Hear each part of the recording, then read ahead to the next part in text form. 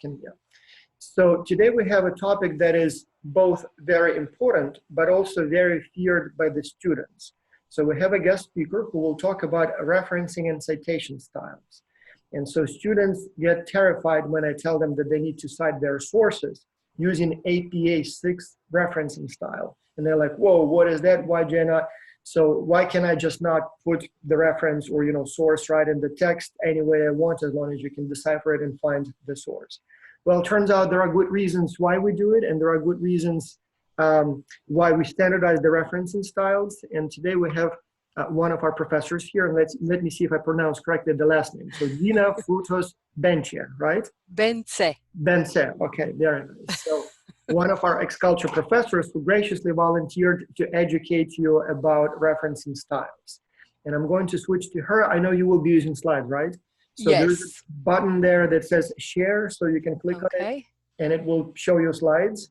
Okay. One of those topics where you need to show how those references look. All right. So let me see. So I share. Yep. Okay. Yep. And I'm going to do, let's see here, a slideshow. So bear with me, everyone. If you go in the presentation mode, it should show slides full screen. Okay, hold on. I think you can click on the button below, like if you Oh, that's what it is. Yes, yeah, yes. I was looking for the top. All right. I think you can go to view presentation, but that should do the same trick. So slide, here we are. So good morning, everyone. I hope this is going to be about 15 minutes. So it is really an overview of APA formatting. And so first, let me begin with saying that, well, this is the APA stands for the American Psychological Association. And it is a format that they've developed, for their field. However, this style, this APA formatting has been basically adapted also by different fields, business being one of them, education and nursing also use APA. So basically, a lot of the information I have in this short presentation comes from a source, a website that is free for you, so you could access that, and that is the Purdue Online Writing Lab. I'm not sure if this presentation is going to be available to students, but if you click, this hyperlink is live, and I also have here below, as you can see, the direct basically link to this Purdue OWL. What this source does is that when in doubt, because a lot of the questions you may have is how you format a reference, how you do an in-text citation. This is sort of the very, very good source for anyone, and it's free to go and see, how you're supposed to basically cite a reference or do an in-text citation. So I'm not going to go to this site, but I want you to keep in mind that this is a very good source. So what is APA? As Vas said, it is, it's very important kind of when you're writing and not only in your classes, but in general in writing, it is important because it is a style that is commonly used, as I said, in social sciences, and it establishes kind of some standards, right, for writing and for conveying. So it not only tackles issues about citations, that's the main concern students have, but it is also about the organization of the content. It's also about the writing style, right, the how, what types of language or voice you should be using. And of course, kind of as we were saying, the fear part from students is how to do these types of references. What I would like to say is that this is not the only formatting style. Other fields have use different formatting styles. There is MLA, there is Chicago, there is others. But in essence, all what they share in common is a certain way of doing the references, right? Certain format where the periods go, how you should cite and write the author's, let's say, first name or last name, or where, in which place of that reference you have to put basically the year or the title of the journal. So certainly that, I would say, at the end of the day, APA is a lot about attention to detail, right? What is exactly following the format that they are requiring you to do. Another source.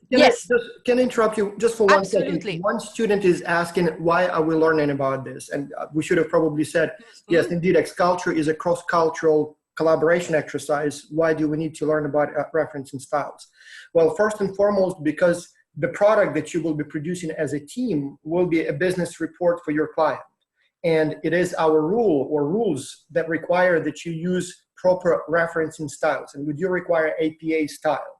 So in your report, you will be citing sources. So you will not only say, oh, I think you should advertise your product here, or I think you should go to this country and this is the description. Everything that you say, or much of what you will be saying in your reports, you will be sort of supporting by claims and by references to other sources. Like when you will be describing the country, if you say that, for example, the GDP per capita is such and such, or the culture is such and such, you will say, and I know it from this publication, and you need to provide the reference to that publication. You need to tell the readers where you got that information from. And that reference, that source needs to be cited in APA. And so obviously, you know, the actual book, APA 6, is like 600 pages probably. Right. So we're not going to go into all the details, but we want to give you a brief overview how to cite those sources so that you know when you write your X-Culture report. So it's one of the things, one of the requirements for X-Culture. And on top of that, if you ever have to write anything, like any research paper, any business report, you will be citing sources. Because you're in business, you probably will have to use APA. And it's very similar to other styles anyway. Once you know APA, it's not too hard to learn others. And that's one of the issues that students always struggle with. And so that's why we invited a guest speaker to sort of educate you a little bit on the basics of the referencing styles. Absolutely. Let me kind of reinforce what Was is saying in terms of, you know, these days, at least in higher education, you know, when we're teaching students to write, there is a lot of focus, at least in the US, for issues like plagiarism, right? Yeah. So this is related to that, because business, this report that you're writing, for example, for X-Culture, or it might be a report for another class, normally the type of writing that you're doing in business is research. You're researching, you're going to other sources, you're picking information and extracting information from other sources. So it is appropriate that as you take this information from other sources, as Vas said, you indicate to the reader where those sources are, where you took that information from, right? This is not like creative literature writing where the thoughts and the beautiful words come from your head and you are the sole generator of the writing. This is really a different style of writing where you're researching, you're looking at many, you know, websites, journals, et cetera, et cetera. So you need to indicate to the reader where that information is coming from, but because it is not you who came up with that information, right? Did not come from your thoughts. You collected it from somewhere. So that's another important reason that you need to acknowledge the source of your writing. Otherwise, again, when you look at the writing and you're like, well, how did you come up with this? Is this your own information, your own knowledge you have? So that's part of when it gets sort of borderline into plagiarism. So yes, again, if I may, because absolutely interrupt anytime. Several very important things. Yes. So all those reports that you will be submitting, they are automatically checked for plagiarism. So when you submit them, they are checked.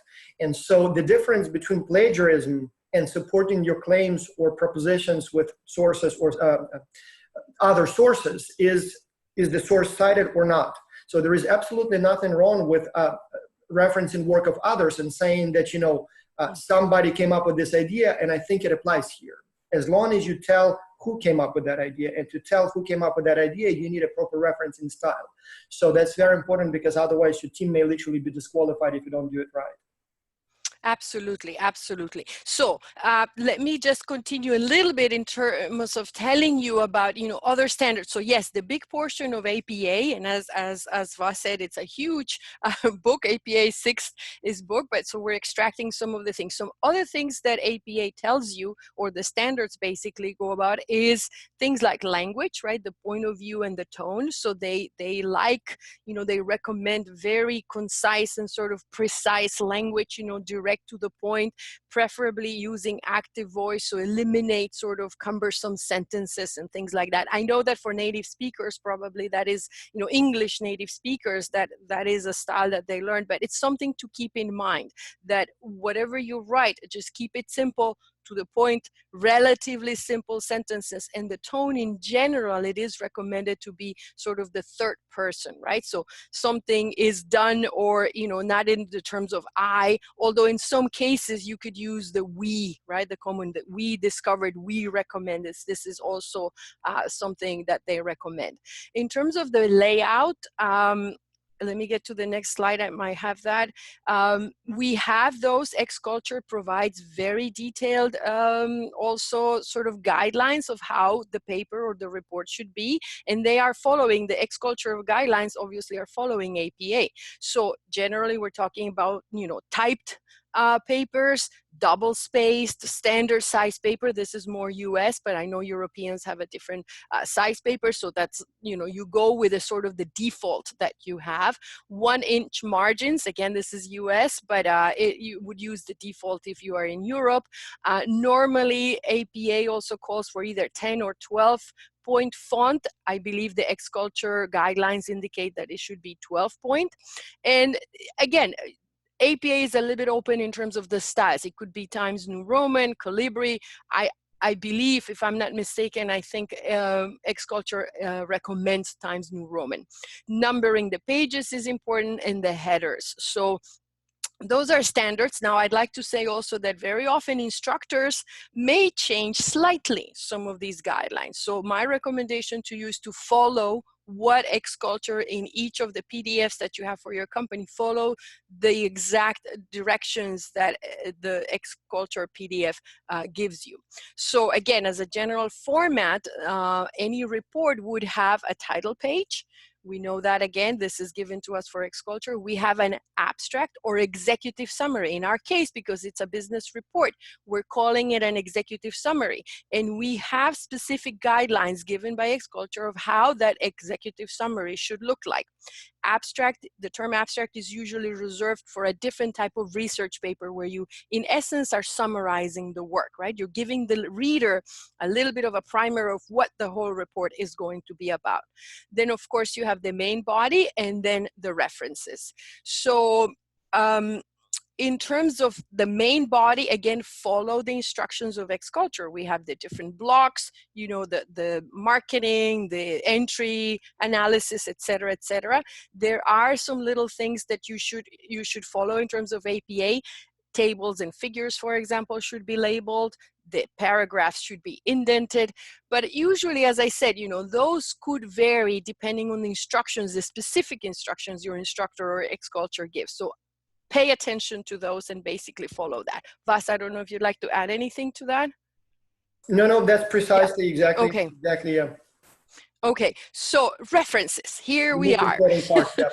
Here we are. So with references, so there's two things going on. Obviously, we worry about the reference list at the end, which lists all the work in APA format that we need to have. But each reference has to have a corresponding in-text reference. And this is the terminology I use. When you are writing in the body of your writing, in the main body, you know, the text, as you are, you know, pulling information from different resources and you want to indicate where that comes from, that's where you write the in-text citation. Now, as the reference list should be, there's few things I want to add here, and that is that the reference list needs to be in alphabetical order, right? This is sort of one of the requirements of APA. So you need to arrange that, you know, obviously it's the author or whatever, you know, goes first in terms of your reference. That would be the order, the alphabetical order. They also require a little bit of this indentation. I don't know how well you can see how this reference list is here, but there is, the first line should be, as they say, flush to the margins, right? And so this is to make it easier for the reader to see, you know, the authors first, the names of the authors, so that you're able to see that. So that's one thing. Now let's go to the reference basics, right? So how do you write those references? So the first thing is that, you know, and I give you here only the very basic, but this APA kind of, if we click, I think it will open if I click to that. You have, you know, references. How do you reference 2 authors, 3 authors, electronic sources, etc., etc. The most sort of the basic format is what you see in here. So APA likes to have the author, right? It's the author's last name, the initials. If you have, you know, as in this case, you know, several authors, you will, in this case, it's 3. So you have author B, again, last name, first initial, and middle initial if they have.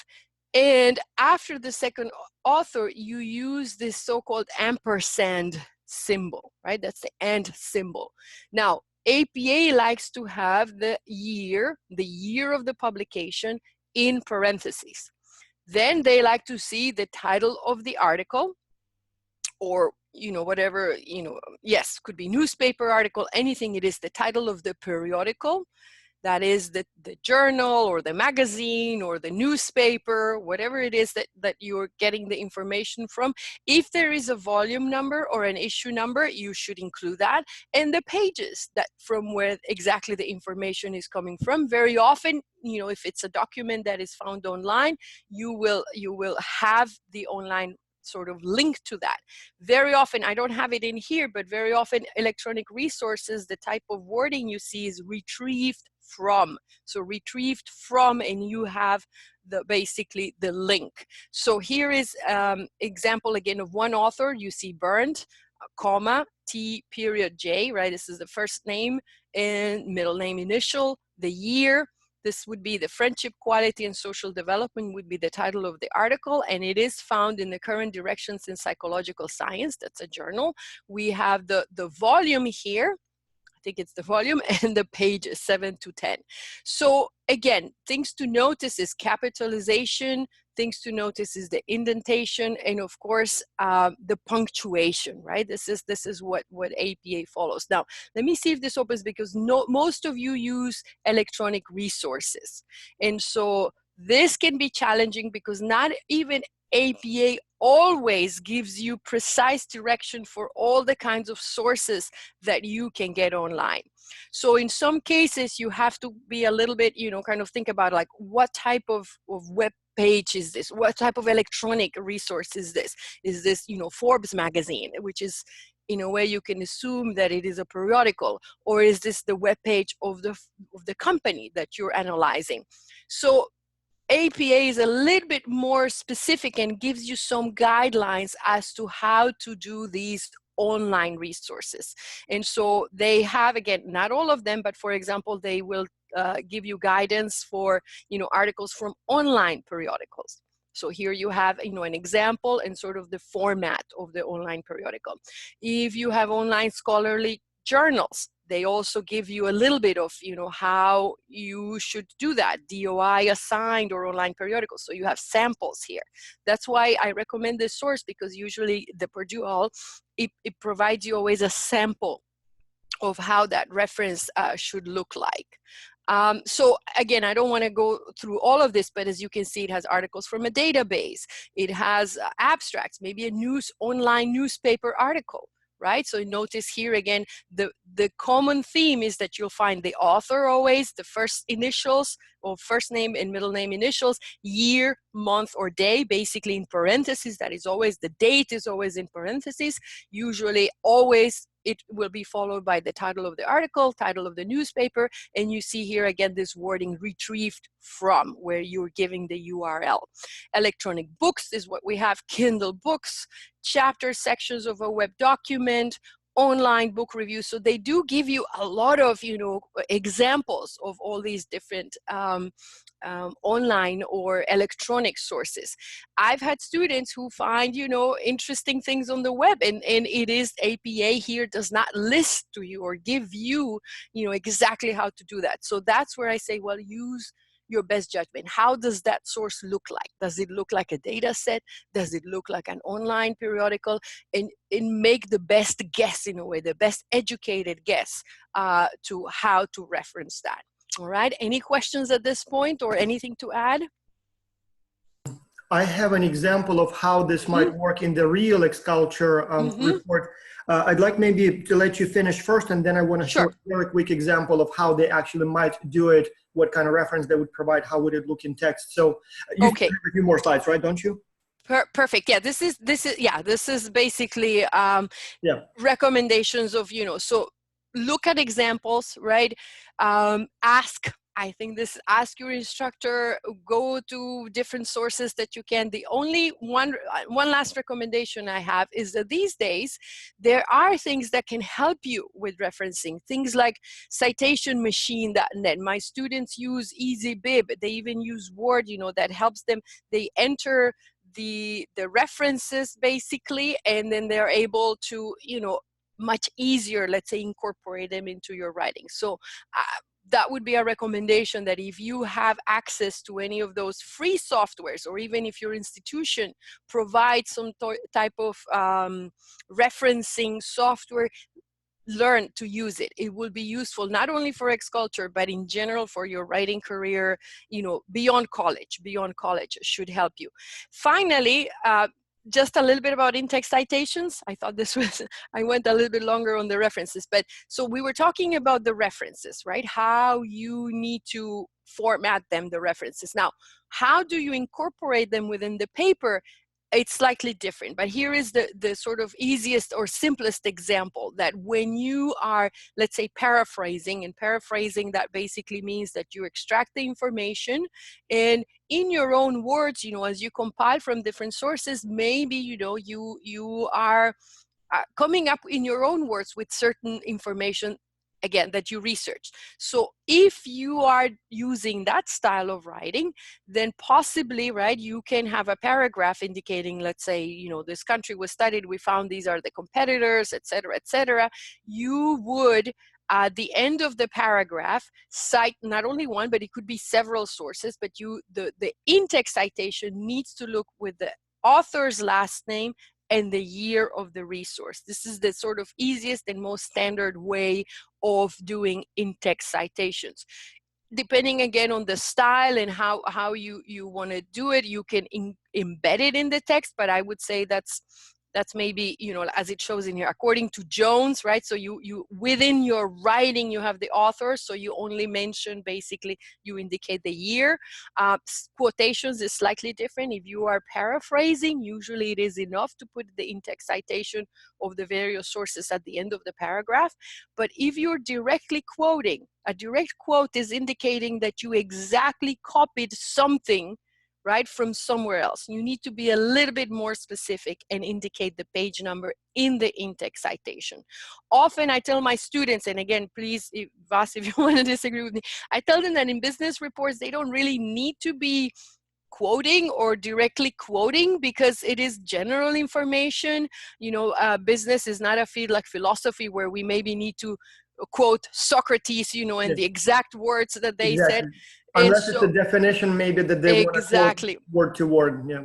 So it makes your life a little bit easier. I know students, very often my students at least, like to put the quotations. I tell them it's not necessary, like in this case, it's not crucial to have that quotation, right? If it's not a definition.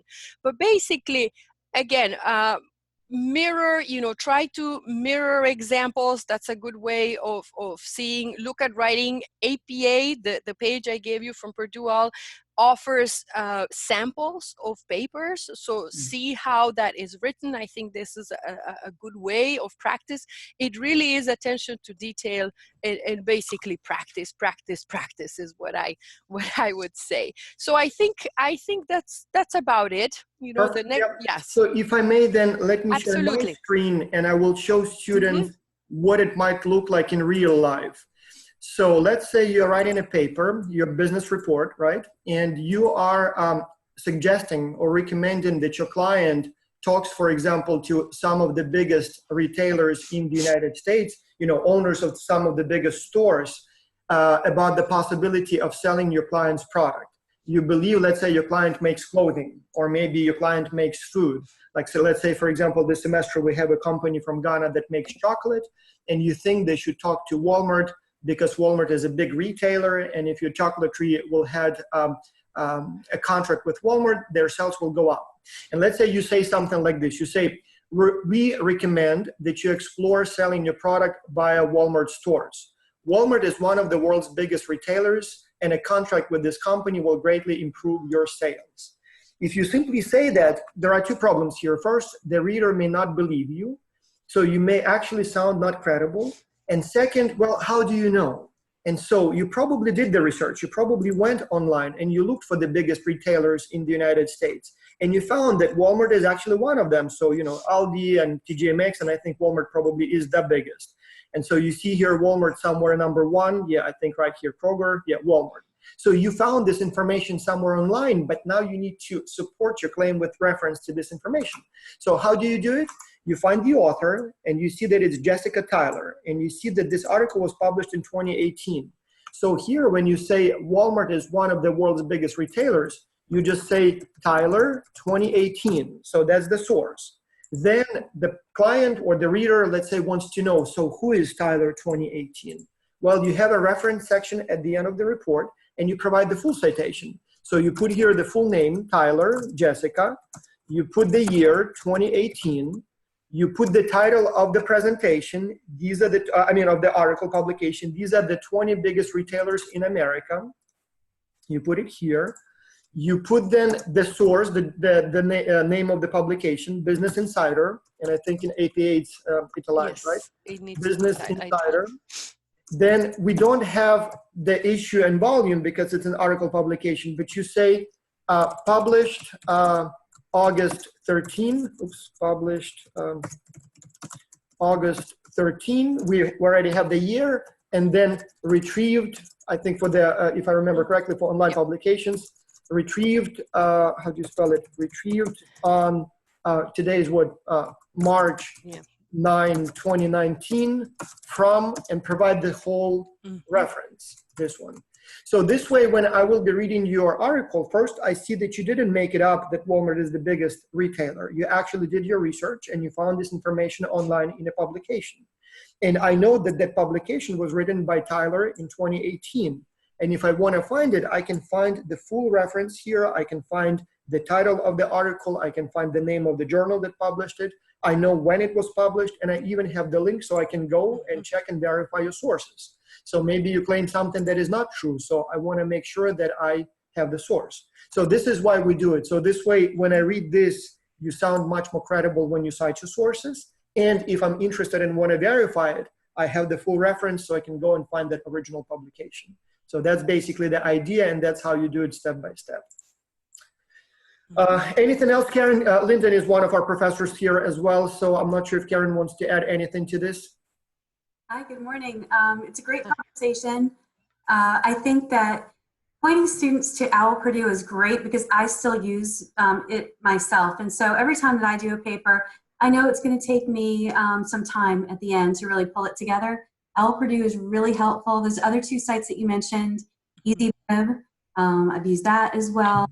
And I would just say for students to follow the best practices of when you are pulling, you're going to have 5 or 6 people, maybe 7, pulling together all these notes. And so when you're putting them in your repository, just to think about, even if you're not that clear with your citation because you're in this draft mode, if for your, let's say for like the Intext citation, if you put the website link, because realistically, you are going to pull very relevant, recent information, and you're going to get those resources online, whether it's through a database or just through the web. And so if you at least have that link, then in a couple of weeks, you can go back and still find that resource. Otherwise, all that really great work that you did, you can't include it in the report because you can never find it again and you can't reference it. So at least always have that web link. I think that that's helpful. And then I don't know if you all want to talk about tables and figures. I find that students can really master the in-text citations and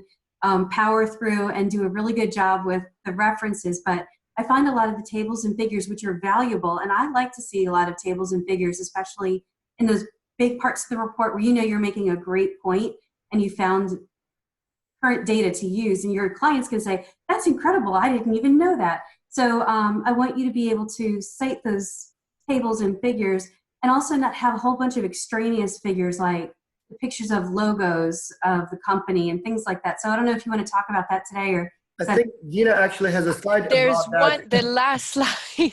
My only worry, so let's cover that as well. My Yeah. only worry is that we also have a lot of stuff to cover in terms of administration, and we have 30 minutes left. But yes, let's maybe... Let me just show that last slide. Yeah, if you have it handy, please, yes. It's in here. So very briefly, again, it is important. You need to share your slides. I think they're not okay. on now because I was sharing them. Sorry, then share. All right. Here we are. And then here, so hold on here, go back to, it takes a while, my computer. So it was the very, very last slide here. Tables and figures, right? So this applies not only to figures that you, or tables that you pick up from somewhere, right, and copy paste, let's say, then you need to, APA likes to, within the report, that you list them, right? You list them and label them. So you'd have to go later at the end. This is usually something you do at the end. Have figure 1, make sure that the figure has a title, and that you also indicate where that table came from. Now, I do recommend to my students, and we do spend some time in class, to create their own sort of charts. Very often, I have them go extract information from the World Bank database and create their own. So even those, the ones you create yourself, you should always have the figure number and the title. And you should indicate, again, the source. Where did the data come from, right? Where did you extract the data? Was it the World Bank, the IMF, Global Edge, wherever database you had? But of course, this is just one slide and very, very simple. But it is important, again, to make sure you label the figures. And usually these are 2 examples of where the source is indicated sort of in the description. There might be different ways. I don't know, Karen, if you'd like to add anything to that, but this is the one slide I had related to this. I think that's great. I think it's a great way to get started, and then maybe get to the webinar. And sometimes the coaches will even offer additional support, right, for these types of things. And this will come down the line. So I think this is a really great way to start thinking about APA. The important thing here is that most likely the students who heard about it for the first time today, most likely they already forgot what was said 15 minutes ago, which is fine. So what you should remember is that when the time for you comes to write your report in a few weeks, if you forget this, all you have to do, you just type online APA reference in style, and you'll have a few hits. Probably that Purdue link will be the first one, and you can always refresh. So the goal here was not to teach you where to put every comma and every period. So the point here was to show you kind of the logic, and you can always do additional research online and remember how to do it. And also remember that you have coaches. You can always send your work to the coaches and ask them to check your work, is their reference in style proper? So they will look at it, they will give you some feedback, and if there are problems, you can always fix it. All right. Okay. Thank you. Now let's cover, there are 2 more questions that I wanted to talk about here in related to referencing, and then we have some business to attend to. So there is one question from Lonella, who is asking, how do we make references in a PDF file? Well, Lonella, you're not really working with PDF files, right? You will be writing your work in Microsoft Word, or maybe you will be writing your work in Google Docs. So you will not really use PDF file to create your file. So when you're done with it, you will save it as PDF perhaps, and you will probably, at that point, you will probably submit it as a PDF file, but the creation will be in Word. And in Word, we just showed you how to do it. And then there is another very good question from anonymous writer, I think. So can we use, is it enough to have only a smartphone to succeed in Xculture, or do I need to have a computer? Again, I don't know what country you're from, anonymous at ND number 1. But it is true that some people use mainly smartphones. For example, my daughter participated in Xculture last semester, and this semester her school participates in Xculture again. And so last semester, I remember she only used her smartphone. And yes, it should be sufficient. It's not the best way to go because you will have to write a lot, and phones are not the best for writing. But the good news is that if you happen to have no computer or no easy access to computer, you have a team. So there are 7 of you or 6 of you, whatever the team size is. And so chances are somebody on the team does have a computer. In fact, I bet most people will have a computer. So if you happen to be a person who doesn't have a computer, maybe you will focus more on research, or maybe you will do a little bit more, some administrative or coordination work. And someone who has a computer and is a better writer perhaps can do most of the writing. So the beauty of working in a team is that you can divide the workload in a way that everybody can contribute where they can contribute most. And if you happen to be one of those people who doesn't have a device that is very suitable for writing, you can still do something else and the team will still benefit from you. So, yeah. All right, so we need to now switch gears. And I see Addison, I see your question, and I see some other questions here related to referencing style.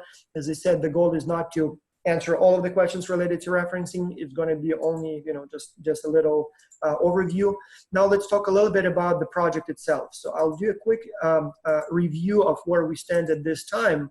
And then if you have questions about the process, please don't, that's when you raise your hand and I will add you to the panel and we will talk to you.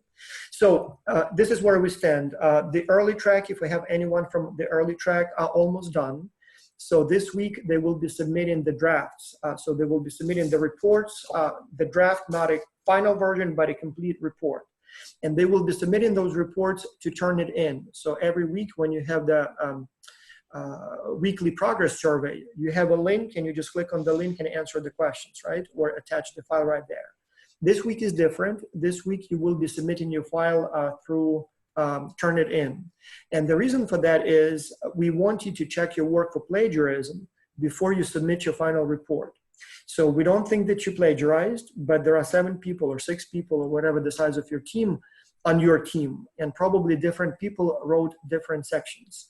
And sometimes it happens, so out of 1,000 teams in a given semester, we would have probably 10 teams or so that have substantial portions of their report copied and pasted without proper referencing.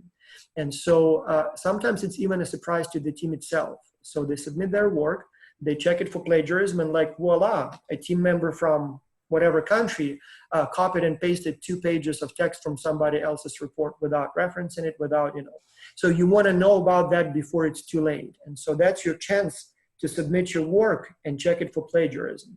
And so this week, that's what they do. So it may take 2-3 hours to get the report. So when you submit your file, the system will literally check it against like 20 million websites, something like that, depositories and files.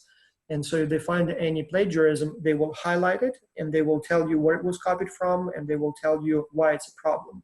And then whoever submits the file on behalf of the team will have them to download that report and then share it with the team so that they can see what was plagiarized. Now, when that happens, it's not the end of the world. All you have to do is just fix the problem. Let's say there is a team member who maybe copied and pasted a few paragraphs without referencing them. You should talk to that person and say, no, that's not okay. So it's not honest, it's not professional to use work of others without saying that it's work of others. And so what you can do here, you can maybe cite those sources properly, just like you learned today. So if it's a few sentences or a few numbers or maybe a paragraph that you quote, you can say, as said by John Smith in 2019 or in 2010, in this publication, this is what he or she said.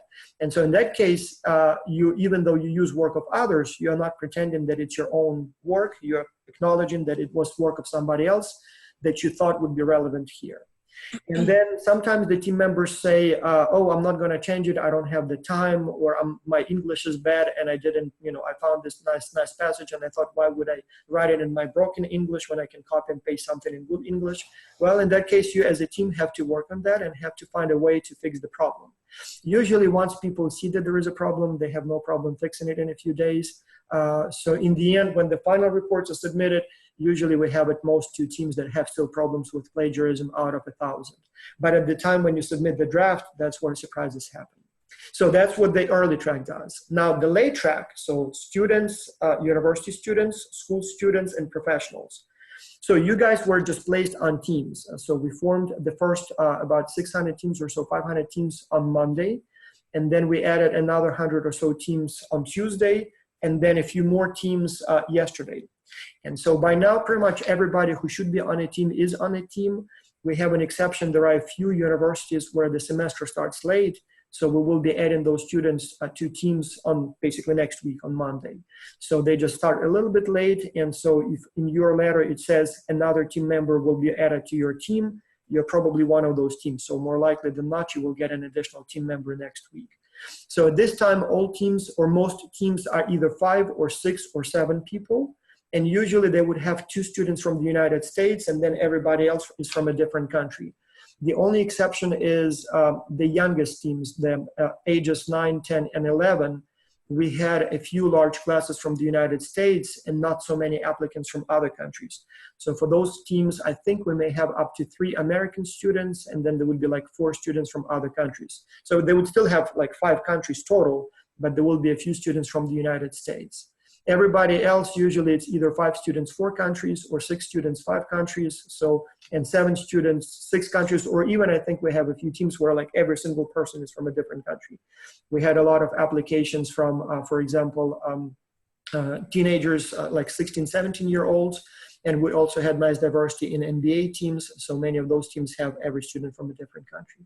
Now, this week, all you have to do is to get to know each other. So you don't really need to do anything other than reaching out to each other with emails saying, hi, my name is, for example, Edison Glover. So I'm from the United States. I like this, I like that. I have, I don't know, a cat at home, or whatever you want to share with your team. And then tell me about yourselves. And so your team will share that information with you. And so this way you kind of know each other. There is a quiz. There is a little survey that you do every Sunday. And so in that Sunday, in that survey, there is a little quiz this week where we ask you about your team members. So we ask things like, does your team member have a pet at home? Or how many languages does your team member speak? Those are not graded. So if you happen to answer some of those questions wrong, it's not a problem. You will not be penalized for that. So the reason we include that survey or that quiz is to kind of prompt you to ask those questions of your team members. We have done a lot of research on this topic, and our research, as well as other published research, shows that when team members get to know each other as a person, so as people, they're happier, they perform better, they interact better, and they actually write better reports. So that's why we give you a whole week just to get to know each other and nothing else. It used to be that the first week you have to select the company and then go right into the business. Now we decided to give you a little time to get to know each other, and that's what we do. Now, important is that if somebody on your team will not respond to your email, so will not respond to your communication, you have to let us know. So in that survey, there will be the very first question is, have you communicated with this team member? And if the whole team will tell me that, no, we have not communicated with this team member, he or she is not responding, what we will do is we will try to reach out to that team member. I will probably assign a couple of coaches who will try to contact that team member and see what's going on. If it happens that the team member is, let's say, sick, for example, or maybe was just very busy this week because he or she had, like, I don't know, some state exams or something, but now is back on track and ready to work with the team, we'll say, okay, we are watching you, but you're good, go on. But if we do not hear back from that team member, or if he cannot or she cannot explain why, or she has not participated or he has not participated, what we will do is we will exclude that person from X-Culture project altogether and probably just place a new team member on your team. So don't try to make your team look good by giving everybody perfect evaluations. If somebody is not participating, unless you tell us, we will not know. And if we don't know, we cannot do anything about that. So be honest in your evaluations. And if somebody is not participating, there is no harm and there is no shame in saying as it is. At the same time, again, since you're here in the webinar, I don't think you will have any problems with participation. But again, if your team will tell me that you are not participating, obviously, again, same thing. We will send you a warning. But if the situation does not improve, then obviously it would be a problem. So those are kind of quick overview where we stand. So next week, then your job will be to select the client company. And so we already have, I think it's 15 companies. And I will be honest, I'm not happy about that. I have no idea how we ended up with 15 companies. I promised myself that it will be only 5 this semester, but somehow they keep coming and they keep bringing those interesting products and ideas. And I say, all right, well, let's one more and that's it. One more and that's it. And then before we know it, we have 15 total. If you haven't seen that yet, I'll share the screen one more time. So you can see the whole list of companies on the X-Culture resource page. So you go to xculture.org 2019 1B if you are the university student, and you go to simply 1 if you're a school student, but the pages look almost the same, so there is nothing there. So you will see links to the webinars, and you will see links to the recorded webinars and the upcoming webinars, some training materials, dates, and that's where you see all the teams. So for example, that chocolate company from Ghana, well, first of all, here you will see that the instructions are right here. You can download it and you can read about the company and you can see what they want. You can also register for the webinar with this company. So this one will be next week. We didn't do it yet. There will be another one later in the semester. We didn't schedule that one. But again, if you want to attend the webinar, you just click on the link. It takes you directly to the registration page. You provide your information, put it on the calendar, all done.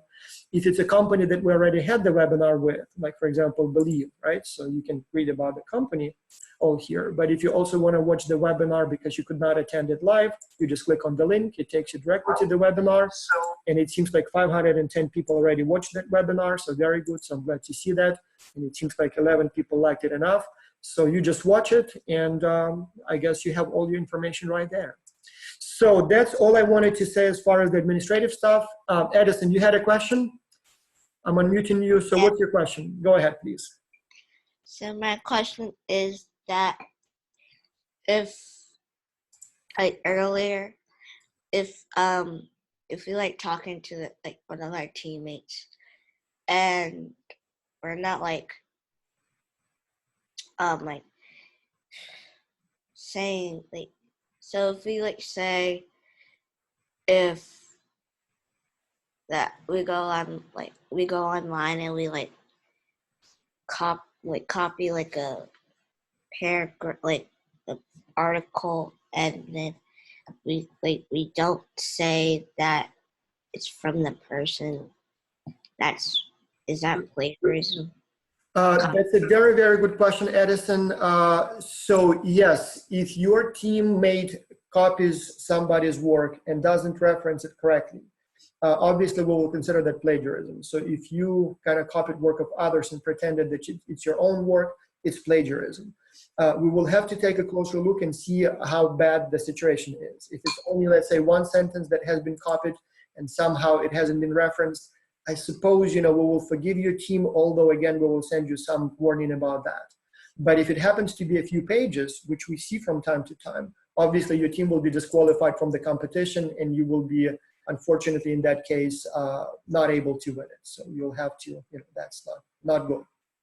All right, so Edison, let me go back to Frederick. So Frederick has a question. Again, we have limited time and only a few minutes left, so let's other people talk. Frederick, you had a question too? How do you talk to the coaches? That's a very good question. So all you have to do is to send an email to coaching@xculture.org.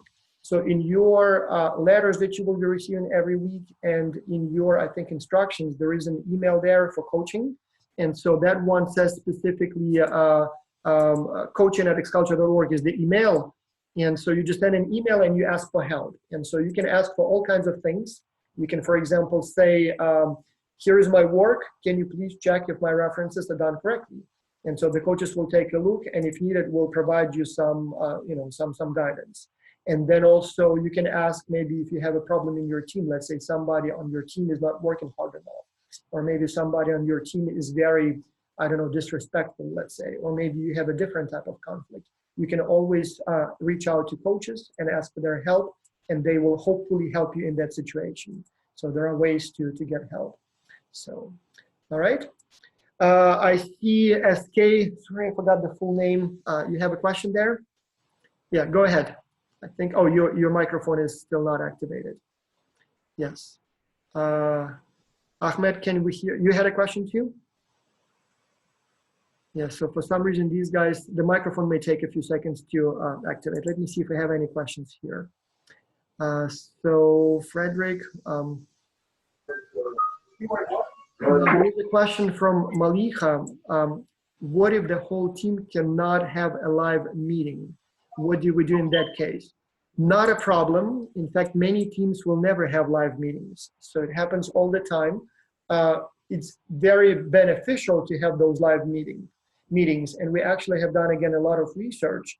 And we know that teams that have a Skype meeting or Google Hangout meeting or Zoom meeting where they kind of see each other, those teams tend to perform better. So as I said, they develop closer kind of relationships. They trust each other more. They work harder. They enjoy the process more. And as a result, they write better reports.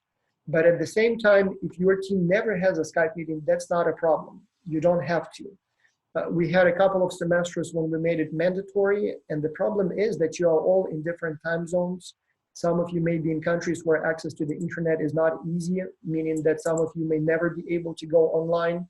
And so unfortunately, sometimes it may be that you cannot have a live meeting. So if that happens, not a huge problem. Try to talk to at least some of your team members live, but if somebody cannot attend those meetings, it's not a problem. It's not a penalty for that. Try, but if it doesn't work, not a big problem. All right, I see Ahmed here, and I see, I'm sorry, I keep forgetting your name, SK. And I actually know those kids, they're actually from Greensboro, so they don't get enough of me, so they join me here. So Ahmed, what's your question here? So I have a team member that hasn't responded, and I told her, I sent her the survey 3 times, and she still didn't respond. So it's only one team member who is not responding? No, there's 2. One of them moved, and one of them moved from the school, and I was asking if do you think she can still be on the team? All right, so it's a very, very good question, Ahmed. So it does happen sometimes. So everybody should expect that at least one team member will not participate as actively as you want the team member to participate. It's even possible that there may be one team member on your team. In fact, many teams will have one team member who will not participate at all. And as I said, in 2 weeks, if nothing improves, we will even exclude the team member from your team if you tell us that there is a problem. In these early stages, first week, if somebody is not responding, even if it's 2 people, again, I would not worry too much about it quite yet. So at this time, keep sending emails to that team member, ask him or her what's going on. Hi, my name is Ahmed. We are on the same team. Are you still participating? I almost guarantee you, or I can guarantee you, with a reasonable degree of certainty that that person will respond to you soon. It's possible that, he or she that is busy, sick, maybe for some reason was not aware how to respond, but eventually probably will get better. But if not, again, if you never hear from that team member, let's say it's another week and you still haven't heard from that team member, as long as you tell us, as I said, we'll do something about it. We will assign a coach, and if that doesn't help, we will just simply kick out the person from the team.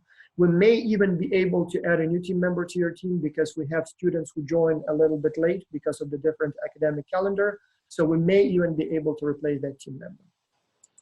All right, SK, your question? I have another one. SK? And give me your full name one more time. I forgot it, sorry. Sorry, it's Shyla. Shainela, right, Shainela. Okay, so what's your question?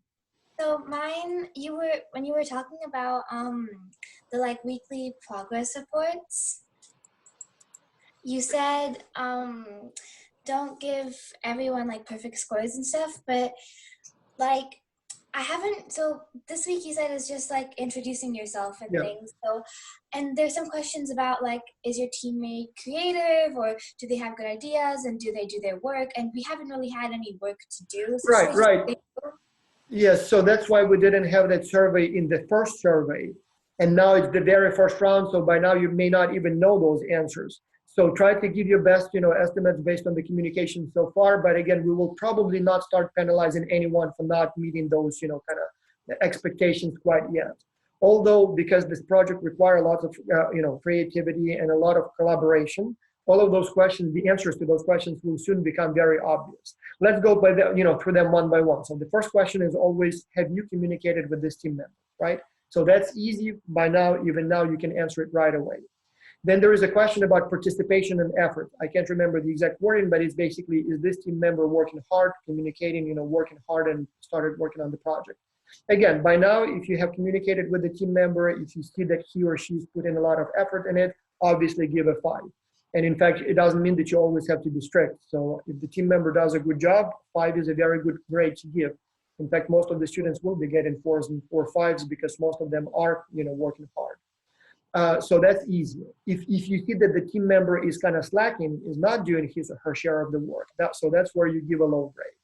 Then there will be a question, is this team member, provides good ideas or creative and interesting ideas? Yes, this week it's probably a little too early to worry about that, but in a week or two, once you start generating some, reports, ideas, writing, it will be pretty clear that, oh, this student is very smart, so helping so much. And this one doesn't seem to care and never provides any suggestions, so maybe it's a 3 or 2. So there will be also a question, I believe, coordination and leadership. So the question is this team member helping, coordinate the team? Again, not everybody has to be a leader. Maybe the team member is quiet and just does his or her share of the work and never even, takes a lead. That's fine. So maybe in that case, on this specific dimension, the team member will get a lower grade. Nobody has to be, or not everybody has to be a team leader. But again, if the team member tends to be helpful in coordinating the efforts, ask the right questions, make sure that everybody got the work done, helps with the workload distribution, things like that. Maybe even, provide some sort of a vision, for the whole team. Obviously, you want to give a 5 to that, team member for his coordination and leadership role. And I think the final question is friendly and collegial. Again, even now you probably can say that.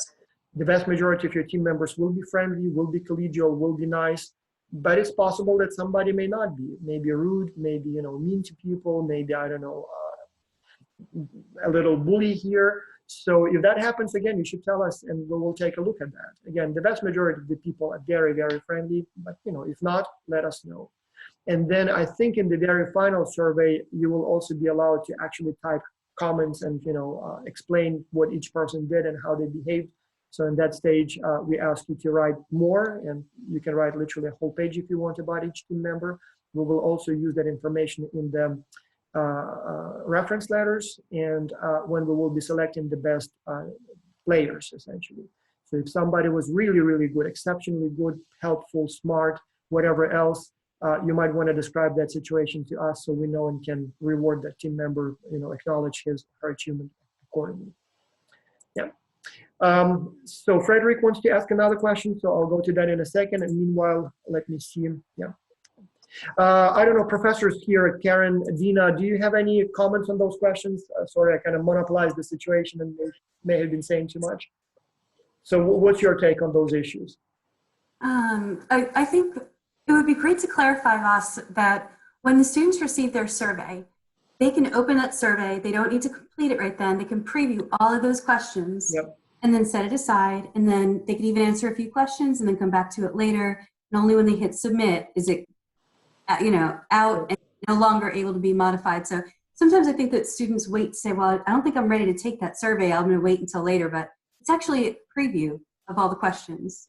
Right. So that's a very good point. Yes, the surveys are not timed, and so you can open it anytime, you can close it, you can go back to it anytime until you click on that button that says the end, submit your answers. So once you click on that one, you will not be able to go back. And we do not allow to do the same weekly progress survey multiple times because then we have multiple copies. We don't know which one is the correct one. So it kind of creates a lot of problems. So just use as many times that link as needed, but do not click the end, submit your answers until you're ready to submit your answers. So that's a very good clarification. Frederick, you had another question, please? Sorry about that. My laptop's been going in and out of the lesson. What do we do if we're struggling to agree on like an app that we use to communicate or video chat? This is a very good question. So, and there will be some disagreements like that. So you may not agree on the app.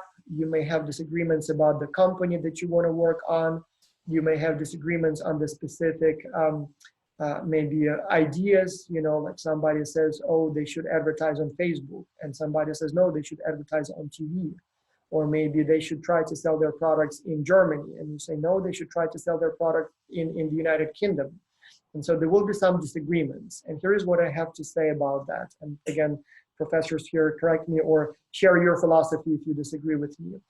The whole purpose of this project of Xculture is to help you gain this sort of experience when you work in a team and the team does not agree on something. So honestly, I personally don't really care what tool you use to communicate, what country you recommend for your client, where you say they should advertise, and how correct or incorrect your referencing style is, even that. What I care about is that you have a team where you have 6 or 7 people, everybody from a different country, and you have to reach an agreement and you have to produce that report together. So to me, the process is much more important than the outcome. The outcome is also very important, obviously, but the process, that's where the real value of the project is. And so you trying to figure out with your team how you're going to communicate, that's the most important part. So in the end, let's say you agree on Skype or email or I don't know, Dropbox or whatever. But as I said, the process of you trying to negotiate, trying to convince your team that, no, I think we should be using Skype. And they say, no, I like WhatsApp. And you say, no, but I prefer Skype. So that negotiation, that's what matters most. And as I said, in the end, there is no right and wrong answer. So if your team insists, let's say on WhatsApp and you prefer Skype, but everybody seems to prefer WhatsApp, I think there is really nothing wrong with saying, you know what, that's fine. I'll install WhatsApp. I'll use it for this project. I'll see how it works.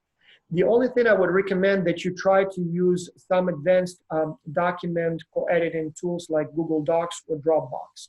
So some team members may prefer to stick with email only, and what happens with email that you end up with many copies of the same document with the attachments and all, and then it's confusing and then you make mistakes. So I strongly recommend that you recommend to your team that let's try to use maybe Google Docs or Google Dropbox so that we can write on this, write the same document altogether. But as I said, that's one of the questions where there is no answer. Just try to be professional, try to, prepare good arguments in favor of the tools that you think the team should use. If nothing works, if the team does not agree with you, I guess, agree with the team. But yeah, that's the fun, but also the challenging part. And I trust you'll find a solution. I don't know, Karen, Dina, does that make sense, or there's a better way to approach it? No, absolutely. I think that's part of, well, I keep telling my students when they are having these cases of frustration and we don't agree, but I tell them this is exactly part of the process. And so that's what you're learning. So don't lose the sort of sight or the idea that you're learning through that, through interacting, how you interact, how you solve problems with other people in a virtual world. I think that's the biggest learning. Of course, as you said, the end product is also important. You're learning there a lot too. But yeah, so. Yeah, one thing I forgot to check. What country are you from, Frederick? So usually. I'm from South Africa. South Africa, very nice. One of the opportunities or advantages of attending these webinars is that we get to know each other. And because some of the kids who ask questions are from here and I met them in person, I forgot to, realize that other people may not know. And it's very nice to get to know you guys. So very nice to meet you, Frederick. Okay, and by the way, my name's Emily. My dad's name. Oh, that's what I was kind of curious. Frederick sounds like a male name, so Emily. Okay, very nice to meet you, Emily. Yeah, very nice to meet you. So you're in South Africa. What city are you in? I'm in Durban. Very nice. Yeah, that's far away. So you have, kind of fall now, right? So autumn. So it's getting colder, right? So yeah. All right, very nice. So we have another question, very good question from one of the anonymous attendees. And nobody asked me before that question, but it's a very, very good one. How do I evaluate myself? So I'll tell you a funny story about that because, that's an interesting topic, as a research topic, but obviously also what you should do about that. So when you do the peer evaluations, you also see your name. And the instructions say that you should also evaluate yourself. So when the question is, how friendly is this person? You also should give a grade to yourself. If you think you're nice to your team, you give yourself a 5. If you think that last week you were mean and rude, you give yourself a 2 or a 1. Likewise, if the question is this person, I don't know, helping with the team coordination and leadership? Again, if you know that you are, you give yourself a 5. If you know that you didn't do anything, you give yourself a lower grade. The only question that you cannot answer is, have you communicated with this person?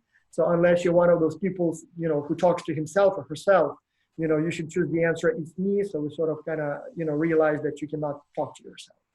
Now, what's interesting about that, so here you just evaluate yourself as if you were an independent evaluator.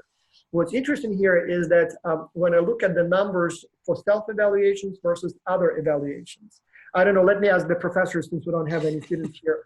So what do you think is the average peer evaluation? So when we ask people about this team member, has this team member did this and that and that, what is the average number on the 5-point scale that the team gives to a given team member? So do you know what that average is? At the very end, maybe like a 4.2 or 4.5.